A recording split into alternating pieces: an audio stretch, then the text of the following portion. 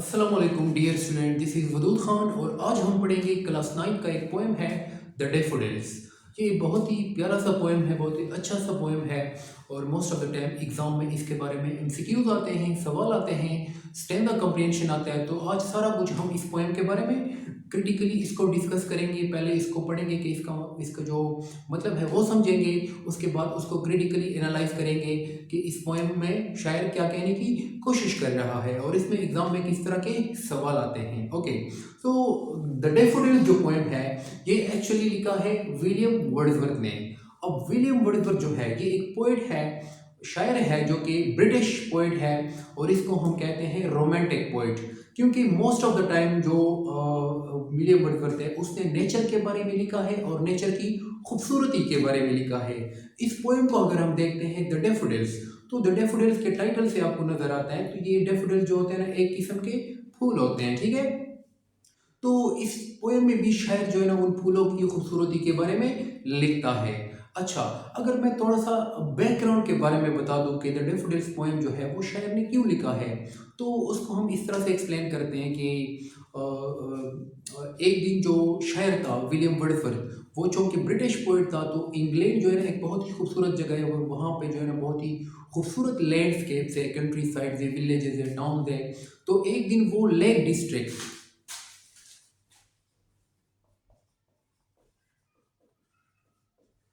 William Wordsworth एक दिन अपनी बहन डोरोथी के साथ जो है ना एक लेक डिस्ट्रिक्ट था, वहाँ पे एक कंट्री साइड था, एक गांव की तरह टाउन था, वहाँ पे वो विजिट कर रहे थे ना, ऐसे वक्त चहलकदमी कर रहे थे। तो उस वक्त जो है ना उसने बहुत ही खूबसूरत नज़ारा देखा था डैफोडिल्स का, और इस नज़ारे ने उसको इतना इंस्पायर किया था कि वो उसके जहन पे सवार हो गए थे और उसको काफ़ी ज़्यादा खुशी महसूस हो रही थी।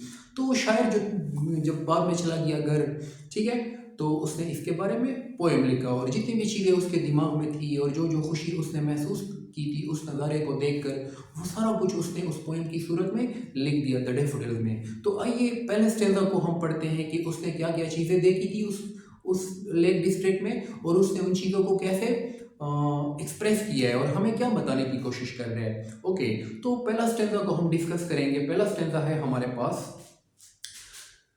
I wandered lonely as a cloud that floats on high o'er vales and hills, when all at once I saw a crowd, a host of golden daffodils, beside the lake beneath the trees, fluttering and dancing in the breeze.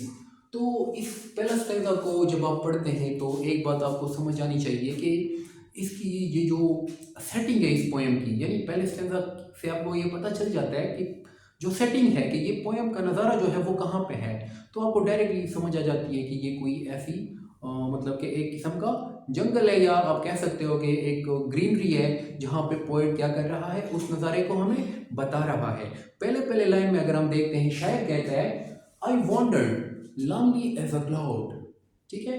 Wandered का यहाँ पे मतलब होता है इधर उधर घूमना, आवारा घूमना, ठीक है। तो शायर कह रहा था आई वॉन्डर्ड, मैं इधर उधर घूम रहा था, आवारा, लॉन्गली एज अ क्लाउड, उन बादलों की तरह अकेला मैं घूम रहा था। जिस तरह बादल होते हैं, जिस तरह बादल ऊपर पहाड़ों के ऊपर नदियों के ऊपर तैरते हैं एमलेसली, शायर भी अपने आप को उन बादलों से कंपेयर कर रहे हैं कि मैं भी उन बादलों की तरह आवारा घूम रहा था। दैट फ्लोट्स ऑन हाई और वेल एंड हिल्स, फ्लोट्स का मतलब होता है तैरना, तो ये बादलों की इस्तेमाल किया गया है, ठीक है। यानी उन बादलों की तरह, दैट फ्लोट्स जो तैरते हैं, ऑन हाई और वेल्स एंड हिल्स, वेल्स कहते हैं वादियाँ, हिल्स कहते हैं पहाड़ियाँ, ठीक है। तो शायद ये कहने की कोशिश कर रहे हैं कि मैं उन बादलों की तरह आवारा फिर रहा था, वो बादल जो ऊपर पहाड़ों के ऊपर और नदियों के ऊपर तैरते हैं। अब इस वक्त क्या हुआ, जब वो ये सब कुछ कर रहा था तो फिर क्या हुआ, when all at once I saw a crowd। अब यहाँ पे देखो क्राउड, क्राउड को अगर हम देख लेते हैं तो क्राउड वैसे लोगों का क्राउड होता है, लेकिन शायर ने यहाँ पे क्राउड का लफ्ज इस्तेमाल किया है डैफोडिल्स के लिए। तो वो कहते हैं कि इस दौरान मैंने एक हुजूम देखा, when all at once I saw a crowd, यानी जब अचानक से मेरी नज़र एक हुजूम पे पड़ी, यानी वो डैफोडिल्स को एक लोगों की हुजूम की तरह बयान कर रहा है कि जैसे एक लोगों का हुजूम हो, ठीक है।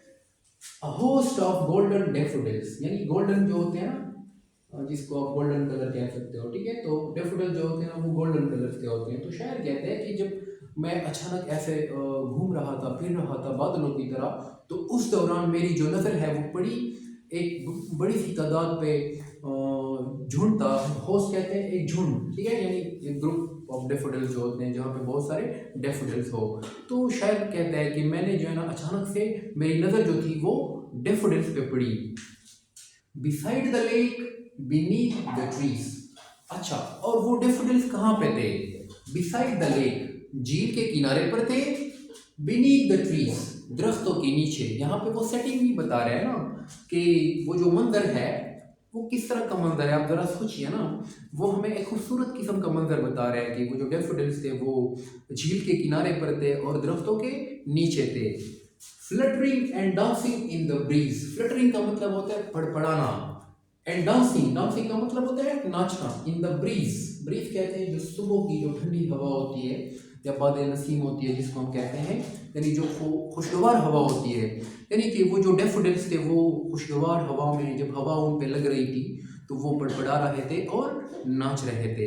तो इस स्टैंजा को जो है ना पहले पहले तो आपको ये पता होना चाहिए कि वो डेफोडिल्स की खूबसूरती बयान कर रहे हैं, यानी नेचर की ब्यूटी के बारे में हमें बता रहे हैं इस स्टैंजा में। इसका जो थीम है वो ये है, it's all about the beauty of nature. यानी कि शायर जो है वो डेफोडिल्स जो कि दरअसल में नेचर का हिस्सा होते हैं उनकी खूबसूरती के बारे में बता रहा है। अब इस स्टैंजा को हम ज़रा समझते हैं कि इसमें शायर ने कौन कौन से फिगर्स ऑफ स्पीच इस्तेमाल किए हैं और एग्जाम में इसमें किस तरह के सवाल आ सकते हैं। ओके, तो सबसे पहला अगर फिगर ऑफ स्पीच हम देखते हैं पहले पहले लाइन में, I wandered lonely as a cloud. तो यहाँ पे इसने जो है एज का इस्तेमाल किया है। यहाँ पे आई का मतलब होता है द पोएट, ठीक है। I wandered lonely as a cloud, तो यहाँ पे उसने एज का लफ्ज इस्तेमाल किया है और क्लाउड के साथ खुद को कंपेयर किया है। यानी यहाँ पे जो प्रोनाउन आई है इससे मुराद है द पोएट विलियम वर्ड्सवर्थ। तो विलियम वर्ड्सवर्थ ने खुद को कंपेयर किया है क्लाउड्स के साथ, ठीक है। क्यों? जिस तरह के बादल होते हैं जो ऊपर एमलेसली बगैर किसी मकसद के तैर रहे होते हैं पहाड़ों के ऊपर और नदियों के ऊपर, तो शायद कह रहे हैं कि मैं भी उन बादलों की तरह आवारा फिर रहा था। तो यहाँ पे एक फिगर ऑफ स्पीच इस्तेमाल किया है सिमिली, ठीक है। कौन सा फिगर ऑफ स्पीच है? सिमिली। यानी पोएट ने खुद को क्लाउड्स के साथ कंपेयर किया है और सिमिली में हम क्या करते हैं, दो डिफरेंट चीजों को कंपेयर करते हैं, ठीक है। ओके, दूसरा लाइन देखो, that floats on high over vales and hills when all at once I saw a crowd. तो यहाँ पे अगर हम देखते हैं ये जो वर्ड क्राउड है, ये क्राउड जो है ना असल में कहते हैं लोगों के हुजूम को, लेकिन यहाँ पे शायद ने जो वर्ड क्राउड है ये एज अ मेटाफर की तरह इस्तेमाल किया है for a large number of daffodils. Here the crowd means large number of daffodils. तीसरे लाइन में देखो, a host of golden daffodils besides the lake beneath the trees. तो चौथे लाइन में अगर हम देखते हैं beside the lake beneath the trees, यहाँ पे डेफोडिल्स की वो लोकेशन बता रहा है, सेटिंग बता रहा है पोएम का कि पोएम जो है ना कहाँ पे सेट किया गया था, मज़ारा कौन सा था, यानी प्लेस कौन सी थी पोएम की। तो वो दरख्त झील के किनारे था और दरख्तों के नीचे। Fluttering and dancing in the breeze, और वो जो डेफोडिल्स थे वो क्या कर रहे थे, पड़पड़ा रहे थे। And dancing in the breeze, जब उन पे हवा लग रही थी तो वो पड़पड़ा रहे थे और डांस कर रहे थे। अच्छा, यहाँ पे जो है ना इस लाइन में उसने डेफोडिल्स को क्या किया है, पर्सोनिफाई किया है, ठीक है। इस लाइन में उसने क्या किया है, पर्सोनिफाई किया है डेफोडिल्स को। तो यहाँ पे पर्सनिफिकेशन इस्तेमाल हुआ है, ठीक है। यानी जो डेफोडिल्स होते हैं वो तो फूल होते हैं ना, तो वो कभी डांस नहीं कर सकते। डांस जो है ना वो इंसानों की खूबी होती है और जानवरों की खूबी होती है ना, इंसानों की मोस्ट ऑफ द टाइम। तो जब आप किसी ऐसी चीज़ की खूबी आप नॉन लिविंग थिंग्स को देते हो, मैंने आपको पहले भी बताया था कि जब आप एब्स्ट्रैक्ट चीज़ को एक लिविंग थिंग्स की क्वालिटी देते हो तो उस टेक्निक को हम कहते हैं पर्सोनिफिकेशन। तो ये तो हो गया, एक सिमिली हो गया, एक मेटाफर हो गया, एक पर्सोनिफिकेशन हो गया। अब इसके बाद स्टैंडा कंप्रिहेंशन में भी सवाल आ सकते हैं कि जिस तरह पहले पहले लाइन में मैंने आपको बताया था, I wandered lonely as a cloud. For example ये एक एमसीक्यूज आ जाता है, इसमें आपसे पूछा जा सकता है कि in this line the pronoun I refers to the, तो आप कहेंगे कि the pronoun I refers to the poet. Pronoun I से मुराद है पोएट, ठीक है। क्राउड से आपको पूछा जा सकता है कि क्राउड का क्या मतलब होता है, यानी ये स्टैंजा अगर दिया गया होता है तो आपसे पूछा जा सकता है कि here the word crowd means, crowd जो है ना उसने डेफोडिल्स के लिए इस्तेमाल किया है। क्राउड का वैसे मतलब लिटरल मीनिंग होता है हुजूम, लोगों का हुजूम, लेकिन शायर ने जो है ना उसको इस्तेमाल किया है डेफोडिल्स के लिए, ठीक है। फिर आपसे ये भी पूछा जा सकता है कि इस स्टैंजा में कोई फिगर ऑफ स्पीच है। हाँ, तो आप बता सकते हैं कि पहले लाइन में उसने सिमिली इस्तेमाल किया है और आखिरी लाइन में उसने क्या इस्तेमाल किया है, पर्सोनिफिकेशन इस्तेमाल किया है, ठीक है। इसके बाद आपसे इस स्टैंजा का राइम स्कीम भी पूछा जा सकता है, ठीक है। राइम स्कीम का मैंने आपको पहले भी जो पोएम मैंने पढ़ाया था उसमें मैंने तरीका बताया था कि आप राइम स्कीम कैसे बना सकते हो। तो अगर आपने वो वाली वीडियो नहीं देखी तो वो वीडियो जरूर देखिएगा, उसमें आपको मैंने तरीका बताया था। तो राइम स्कीम इसका कैसे बनेगा, आखिरी अल्फाज को देख लो, क्लाउड, तो क्लाउड को हम ए का स्कीम देंगे, हिल्स, हिल्स को हम बी का स्कीम देंगे, यहाँ पे डी का साउंड आ रहा है उसको हमने ए का स्कीम दिया है, यहाँ पे जेड की आवाज आ रही है हिल्स, तो इसको हमने बी का स्कीम दिया है। क्राउड, तो ये जो डी है यहाँ पे फिर डी की आवाज आ रही है, तो यहाँ ए से क्लाउड से मैच हो रहे हैं, तो इसको भी हम ए का स्कीम देंगे। डेफोडिल्स, यहाँ पे भी जेड की आवाज आ रही है, तो यहाँ इसको भी हम बी का स्कीम देंगे। ट्रीज, तो इसको हम सी का स्कीम देंगे। ब्रीज, इसको भी हम सी का स्कीम देंगे। तो इस स्टैंजा का जो राइम स्कीम बनेगा वो कुछ इस तरह से बनेगा, ए बी ए सी सी, ठीक है। तो इस पोएम का राइम स्कीम कुछ इस तरह से बनेगा। ओके, तो इसका रैम स्कीम का तरीका मैंने बता दिया कि आप इसमें थोड़ी सी मिस्टेक की है। इसका रैम स्कीम जो बनेगा ए बी सी सी, यहाँ पे मैंने एक चीज छोड़ी है, ठीक है। तो थ्रू आउट द स्टैंजा जो है ना पोएम उसने ये वाली रैम स्कीम इस्तेमाल की है, हर एक स्टैंजा का तकरीबन यही रैम स्कीम है। इसके अलावा आपसे ये भी सवाल पूछा जा सकता है कि ये जो स्टैंजा है इसमें टोटल कितने लाइन्स है, 1 2 3 4 5 6, तो 6 लाइन का जो स्टैंजा होता है उसको हम क्या कहते हैं, सिस्टेट, ठीक है।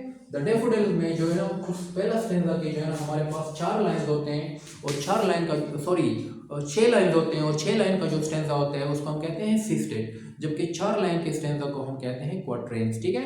तो that is all about the daffodils poem पहला स्टैंजा। इसके बाद हम दूसरा स्टैंजा को भी दूसरी वीडियो में डिस्कस करेंगे। अगर आपको ये वीडियो पसंद आती है तो मेरे चैनल को सब्सक्राइब कीजिएगा और वीडियो को भी लाइक कीजिएगा। That is all about today, see you next time.